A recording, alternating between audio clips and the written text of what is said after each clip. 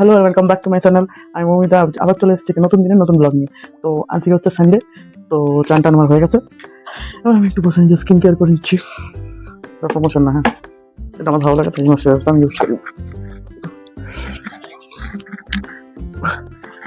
এই শীতকালে আমি না জানি অনেকে খারাপ কমেন্ট করবে, কিন্তু আমি ডেলি চান করি না। আমি অবধি দুদিন ছাড়া ছাড়া চান করি, জাস্ট বিকজ আমার একটু টনসিলের ঠান্ডা লাগা খারাপ আছে, তো আমি গ্যাপ দিই। তো একদম ছাড়া ছাড়া দেখতে পাবে আমি চান করেছি, রেগুলার আমি চান করি না।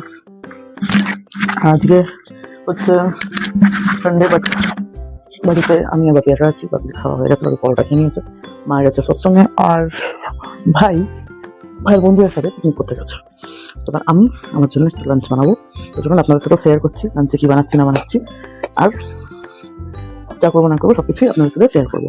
আগে আমি ময়শ্চারাইজ করে নিই নিজেকে, বিকজ শীতের স্কিনটা চাষাদের মতন হয়ে যায়, না হলে এমনি তো আমার চাষাদের মতনই দেখতে। তারপরে যদি আবার স্কিনটাও যদি ড্রাই হয়ে যায়, তো আরও চাষাদের মতন দেখতে হয়ে যাবে। তো চলুন রান্না হয়ে যাওয়া যাক। আর করবো হচ্ছে একটু ভেজিটেবল দিয়ে, একটু বেশি ভেজিটেবল দিয়ে একটু রাইস বানাবো ভেবেছি, ওটাই আমি লাঞ্চ করবো। একটু মামা বলেছিল মায়ের সাথে যাওয়ার কথা, কিন্তু আমি যাই না, একটু শীতকালে ভালো লাগছে না, প্লাস আমার একটু কিছু কাজ আছে, ওটার জন্য আমি যাইনি। আস্তে আস্তে ব্লগে সব কিছুই জানাবো। তো চলুন রান্নাঘরে চলে যাওয়া যাক। তো রান্নাঘরে চলে এসেছি, আর কড়ার মধ্যে সপ্তাহে আগে তেল দিয়ে দিয়েছি, আর আপনারা জানেন আমি তেলের উপরে একটু নুন দিয়ে দিই। তারপরে গোটা গরম মশলা দিয়েছি, আর তার মধ্যে আমি অনেকগুলো সয়াবিন দিয়েছি, বিকজ আমি সয়াবিন খেতে খুবই ভালোবাসি। সয়াবিন, আর বিকজ এটা পুরোই ভেজ বানাচ্ছি, একটু সয়াবিন দিয়েছি, না হলে ডিম বা চিকেনও দেওয়া যেত।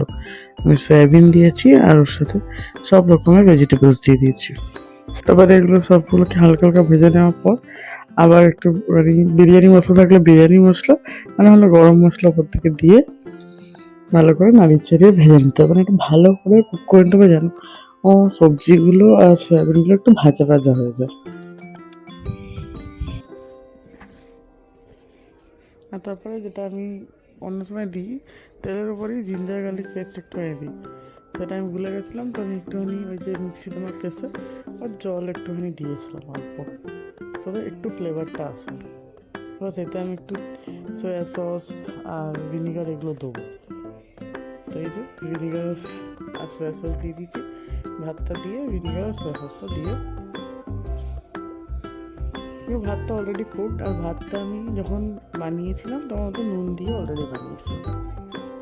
তো রান্না কমপ্লিট, এই যে চলুন খেয়ে নেওয়া যাক। এবার লাঞ্চ করে নেবো আমি এটাই। আর এই যে এত বড় বড় সয়াবিন দিয়েছি, জাস্ট বিকজ আমার সয়াবিনটা ভালো লাগে। আর ধোঁয়া উঠছে, শীত এরকম গরম গরম খুবই ভালো হয়েছে। তো আজকের ভিডিওটা এখানেই শেষ করলাম। যদি আমার ব্লগ আমার ভিডিওগুলো আপনাদের ভালো লাগে, তো প্লিজ আমার চ্যানেলটাকে লাইক শেয়ার আর সাবস্ক্রাইব করে দেবেন। আপনাদের একটা কমেন্ট আমার প্রচুর মোটিভেট করে নতুন ভিডিও দিতে। Thank you.